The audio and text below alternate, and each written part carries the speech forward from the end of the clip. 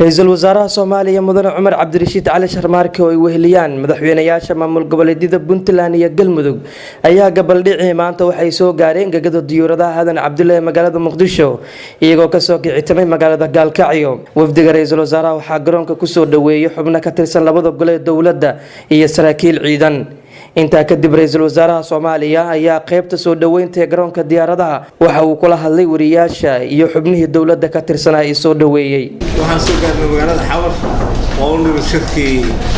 barasho qasoon dawladda ee dalka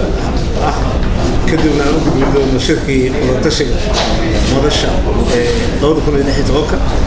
runtii waxaa la soo bixinaha kullana iyo waxina Galmudug runtii aan ku bogaadinay runtii kaalintooda ay ka geysteen in la xasiliyo shaqadii ka dhacday magaalada Gaalkacyo dad badan oo kala qayb qaatay runtii aan ugu mahadcelinayo madaxweynaha Jubbaland ku jira xiraaq oo galbeed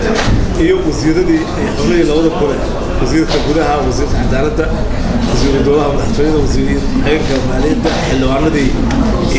baarlamaanka federaalka Soomaaliyeed iyo xubnaha labada gole runtii dowladda وأنا ما عندي سوية على ده صار جملي حضرنا وحان كل جوال إن شاء الله أنا نوقف دبنو هذا دقال كستاهل وكستخسر الزلية لكن حياة أنقفة إني أصلي فرصة كتير حوي ما عندي حكي بحنون كي يبكي مال كجرا وحنا قلنا حنون اللي بمال كستخسر مرقولين تو حوي يعني fiican in Soomaaliya isugu tagto hadba meeshii ka dhaco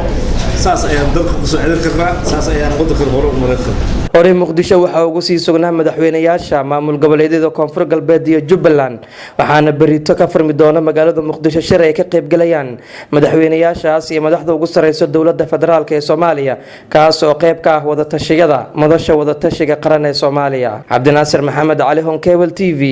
magaalada Muqdisho.